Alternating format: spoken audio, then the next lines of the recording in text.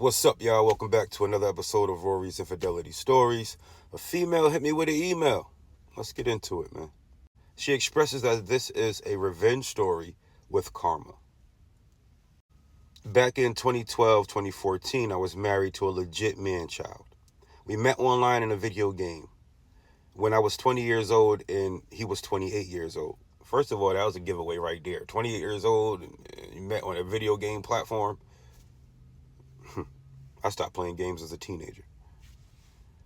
And we're engaged very quickly due to him being in Canada. So we weren't able to be together. I researched all the options for us, going in both directions. And circumstances best lined up for him to immigrate here, and the only real option to do this was by getting married. Despite us marrying quickly, I told him if we do this, we do this. The commitment was real, to me, ride or die. She puts in parentheses, it's worth noting that not only was I young and thus dumb as a box of rocks when it came to choosing relationships, I was also extremely socially awkward and very physically unattractive. Additionally, I have a lovely myriad of fundamental disorders, undiagnosed and unmedicated at this time. That makes me especially susceptible to being blinded by any kind of male attention. We had an extremely toxic relationship that was chock full of red flags from the very beginning. I found out during a trip to see him where he proposed to me, his computer password was another girl's name. Yes, I should have run, but I was in love. Blah, blah. He had several emotional affairs during our relationship.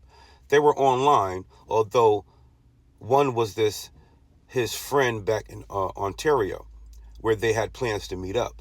But I believed in our marriage and thought he was my soulmate or some shit, so I stayed. Anyway, in 2014, we had been married for a little over 2 years. He had moved to a large city and I had been finally starting to get my ish together, somewhat together.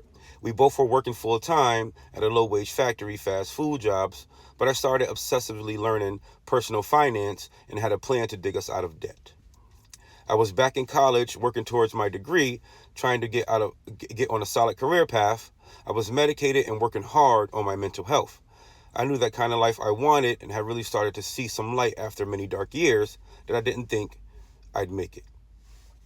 He was taking a couple college courses here and there, but not really dedicated. He was always superly lazy, only doing the bare minimum and continuing to spend his days playing video games. I'm not against the video games by any means, but this man had over 3,000 hours logged in one game, not including anything else. It was a problem. I'm a pretty big control freak and built a passion for finance, so I naturally took control of our finances and expenses. I made sure his bills were paid, we were working on our debt, and had up-to-date insurances, etc., etc. I'm pretty smart with that stuff. We were both on everything, of course, because we were married. But I had all the logins and managed everything. This will be important later. Skip toward fall 2014. I found out he was cheating, full on.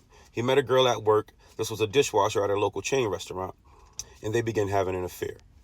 When I found this out, it was especially hard because I found his message on the computer. He already was one of those cheaters that would break phones and shit when I got suspicious. But his FB opened on his computer and the message were chiming. He was in bed asleep, so I got to read all the messages to these girls about how much he hated me, how horrible I was, how he misses her body, how he wants to have a baby with her, etc., etc. I found out that they even had sex in our bed, which I worked so hard for us to save and was the perfect bed. So that felt like a hard slap in the face. It was rough. I confronted him. He admitted immediately. When I asked, what should we do, I still didn't want to break up. He said we should probably divorce. So that was that. That was October 2014. We lived together at the time in an apartment and shared that one car we owned together, so we had no way to physically separate at this time. I went through the various grievance stages, flip-flopping from anger to acceptance and back and forth.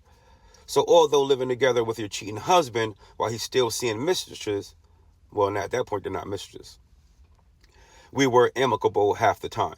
So I got to learn about this girl. She was 18 years old.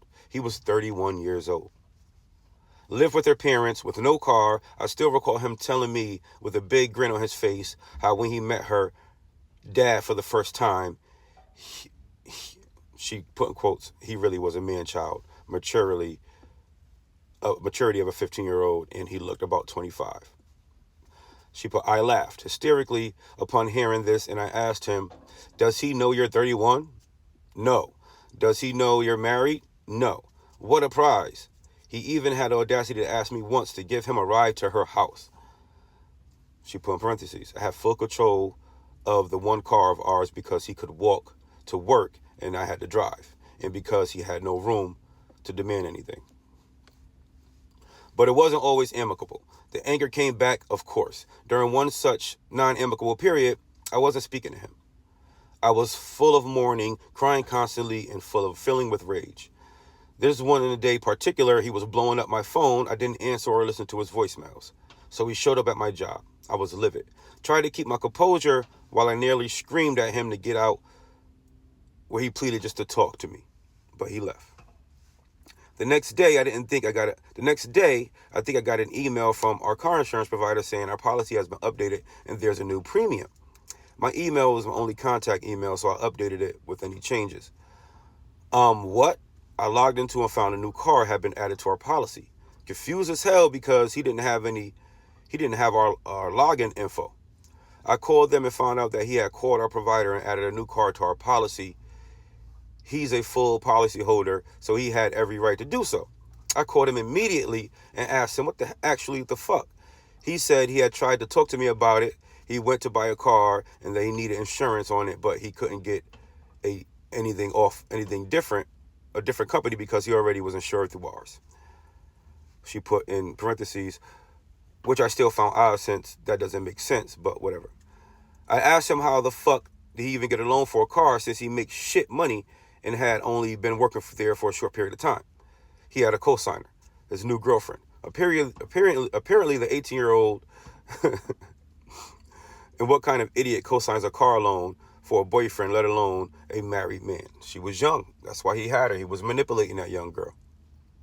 I was absolutely beside myself with rage. Here's how I got revenge. His new car raised our premiums, and I'll be damned if I'm going to pay more money, so I had an opportunity for my petty revenge. I logged into our insurance portal and changed the coverage. I dropped every single coverage from his car.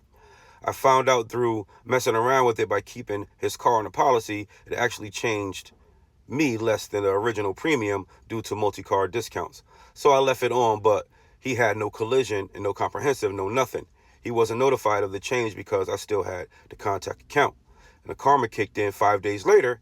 After I changed the coverage, he was in a car accident hit by an uninsured motorist. It totaled his car, his $13,000 loan. Now he's back to having no car and still on the hook for the loan, in addition to his girlfriend co-signing. I laughed my ass off. That's what the hell he gets. The divorce is now final, and I came to find out he actually married that young girl. Good luck to her.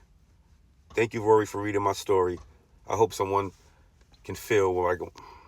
Thank you, Rory, for reading my story. I appreciate it. Well, you're welcome. Until next time, you're scot-free. You can go find another man, have another life, another family, be happy. And I'm sure that young girl will go through a lot of stress through all the years. Till next time.